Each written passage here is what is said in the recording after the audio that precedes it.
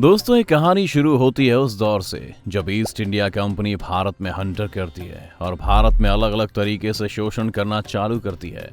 इसके बाद अंग्रेज भारत पर राज करते हैं, उसे लूटते हैं और बाद में आज़ाद कर देते हैं। लेकिन जब भारत आज़ाद हुआ तो भारत के जो 75% से ज़्यादा पॉपुलेशन थी वो गरीबी रेखा से नीचे थी और भारत के हिस्से में कुछ बचा ही नहीं था। अब सिर्फ यही बचा था कि भारत अपने लोगों के दम पर कितना ज्यादा आगे बढ़ सकता है। लेकिन आज़ादी मिली, उसके बाद भारत और पाकिस्तान में पार्टीशन भी हुआ और दोनों देशों के बीच में अलग अलग तरीके की लड़ाइयां भी छिड़ गईं, जिसके बाद पार्टीशन की वजह से भारत का बहुत सारा हिस्सा पाकिस्तान चला गया, जिसमें कॉटन लैंड का लगभग 22% हिस्सा भी भारत से पाकिस्तान का हो गया, जो कि भारत की तरक्की के लिए एक बड़ा नुकसान था। क्योंकि उस दौर में भारत को अपने आप को संभालने के लिए जिसे एक चीज का सहारा था वो थी टेक्सटाइल इंडस्ट्रीज। पाकिस्तान में लैंड चले जाने के बाद भारत के पास सुकून ये था कि भारत में टेक्सटाइल मिल की संख्या अच्छी खासी थी और खास तौर पर मुंबई में यह बड़ी संख्या में थी। इसीलिए देश के हर इंसान ने देश के लिए खड़े होने और उसे बेहतर बनाने की जिम्मेदारी अपने कंधों पर ले ली थी।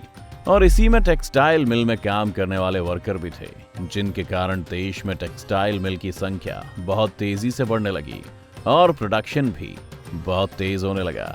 लेकिन इसके बाद मजदूरों को ये लगने लगा कि इन मिलों के मालिक उनके लिए कुछ नहीं सोचते हैं, बल्कि ये पूरी इंडस्ट्री एक तरह से उनकी आज़ादी को छीन रही है। जिसके बाद 80 के दशक में ही मुंबई में, जो पूरे देश की सबसे बड़ी टेक्सटाइल इंडस्ट्री थी, वहाँ बड़े स्तर पर मजदूर यूनियन का बनना शुरू हो गया था। जिस कारण ये यूनियन जब मजदूरों के हित की बात करते हैं तो मिलों के मालिक और इस यूनियन के बीच अक्सर विवाद होता था और देखते ही देखते विवाद ऐसे स्तर पर चला गया कि कुछ ही सालों में मुंबई से टेक्सटाइल इंडस्ट्री पूरे तरीके से खत्म हो गई और जो देश अपनी इंडस्ट्री की वजह से तरक्की कर रहा था उस पर अचानक एक ब्रेक लग गया।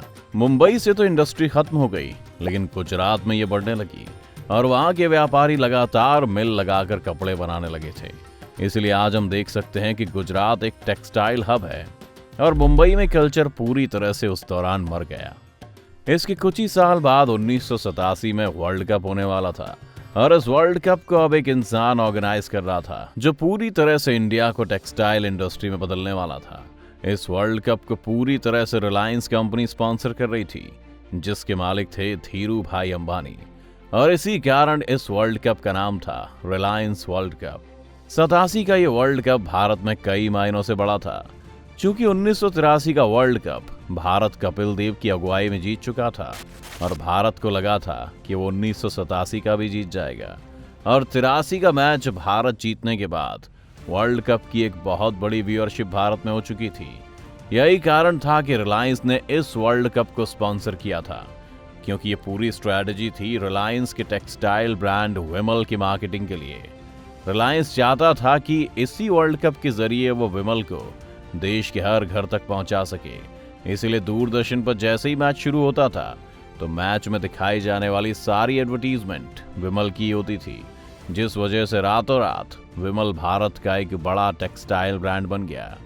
1987 का ये वर्ल्ड कप भारत हार गया था, लेकिन विमल के लिए बहुत बड़ी जीत थी, क्योंकि वर्ल्ड कप के मैच के दौरान अपने एडवर्टीजमेंट दिखाकर विमल ने भारत के मध्यम वर्गीय जनता का ध्यान अपनी तरफ पूरा खींच लिया था। विमल अब भारत के हर इंसान की जुबान पर छाया था। अब यह भारत का एक प्रीमियम ब्रांड बन चुका था। लेकिन इस रेस में विमल अकेला नहीं था, जैसा कि भारत में ऑलरेडी बहुत सारे टेक्सटाइल ब्रांड्स अवेलेबल थे।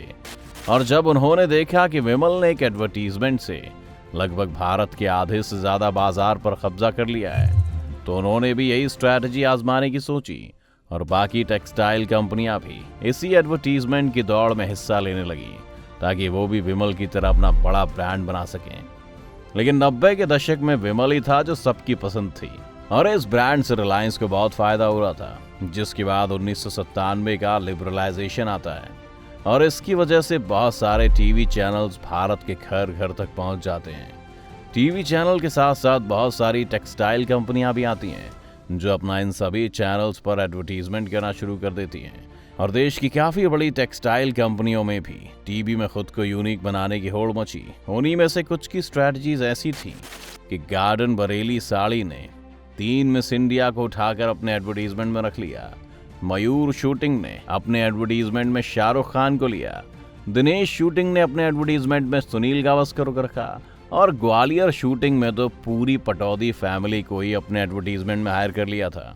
और क्योंकि उस दौरान में चैनल्स भी नए नए आए थे और लोगों के लिए एडवर्टीजमेंट भी काफी नए थे, इसी कारण लोगों ने इन विज्ञापनों पर भरोसा करना शुरू कर दिया, जिसकी वजह से रातों रात ये कंपनी बड़ी ब्रांड बन गई।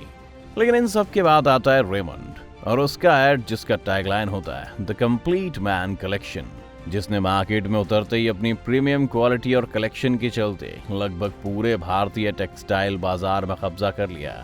साथ ही साथ इस ब्रांड ने रिलायंस के विमल को भारतीय बाजार से लगभग गायब भी कर दिया और लोगों की जुबान पर आ गया रेमंड, और आज भी भारत के सबसे बेहतरीन क्वालिटी की वजह से जाना जाता है। दोस्तों, यहाँ ध्यान देने वाली बात यह है कि अब तक जो भी टेक्सटाइल कंपनियां भारत में काम करती थीं, वो पैंट, शर्ट और सूट के लिए कपड़े बनाती थीं, जिन्हें बाद में लोग अपनी सुविधा के अनुसार सिलवा कर पहनते थे। लेकिन शर्ट या पैंट का कपड़ा खरीद कर उसे सिलवाने का कल्चर ज्यादा दिनों तक भारत में नहीं रहा, और साल 2004 आते ही भारतीय बाजार में रेडीमेड कपड़ों ने अपने पैर पसार लिए थे। लोगों को भी रेडीमेड कपड़े काफी पसंद आने लगे थे, क्योंकि उसमें ना ही कपड़े लेने का झंझट था और ना ही उसे सिलवाने का। अब कंज्यूमर को बने बनाए कपड़े दुकानों में जाकर मिल जाते थे, इसीलिए वो इन कंपनियों से किनारा करने लगा। इसी कारण इस रेमंड के कपड़ों ने देखते ही देखते भारत की फैशन रिटेल इंडस्ट्री में साल 2004 में लगभग $2 मिलियन का मार्क क्रॉस कर लिया। अब क्योंकि भारत का बाजार दुनिया के बड़े बाजारों में से एक था, तो एक बाहर की कंपनी भी भारत में बिजनेस करने के लिए आने लगी, जैसे कि ज़ारा वेरोमोडा। रेडीमेड कपड़ों का ट्रेंड भारत में 2004 से लेकर 2010 तक काफी चला और बहुत सारे मॉल भी अलग अलग राज्यों में खुलने लगे। लेकिन ये बाजार एक जैसा नहीं रहने वाला था, जिसके बाद 2010 में लोग ई कॉमर्स से जुड़ चुके थे और अब ऑनलाइन शॉपिंग का ट्रेंड शुरू हो चुका था। और 2010 तक भारतीय बाजार में फ्लिपकार्ट, मिंत्रा, जबोंग जैसी कंपनियां आ चुकी थी और लोग कपड़े खरीदने के लिए इन्हीं साइट से ऑनलाइन ऑर्डर करने लगे। इसके बाद आता है सबसे बड़ा ई कॉमर्स शार्क अमेज़न, जिसने भारत में आते ही एक बहुत बड़े बाजार पर अपना कब्जा कर लिया और रेडीमेड कपड़ों की दुकान का कारोबार भी ठप होने लगा, क्योंकि लोग मॉल के बाहर जाकर कपड़े खरीदना कम पसंद करने लगे और ऑनलाइन शॉपिंग में ज्यादा इंटरेस्ट दिखाने लगे। जिसके बाद 2018 तक इंडिया की फैशन इंडस्ट्री लगभग $4 बिलियन तक पहुंच गई थी और दुनिया भारत की इस इंडस्ट्री को काफी बड़े पोटेंशियल के तौर पर देखने लगी। यही कारण है कि आज भी पूरी दुनिया के फैशन ब्रांड भारत में कारोबार करने के लिए एक्साइटेड रहते हैं। तो दोस्तों, अगर देखें तो पूरे देश में वो रिलायंस का विमल ही था जो पहला प्रीमियम टेक्सटाइल ब्रांड बनकर उभरा।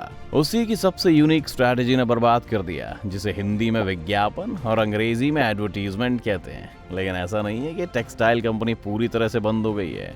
आज भी भारत के टॉप विंटेज ब्रांड में विमल, सियाराम और रेमंड ही आते हैं, जिनके कपड़े आज एक अपर सोसाइटी के लिए बेंचमार्क हैं।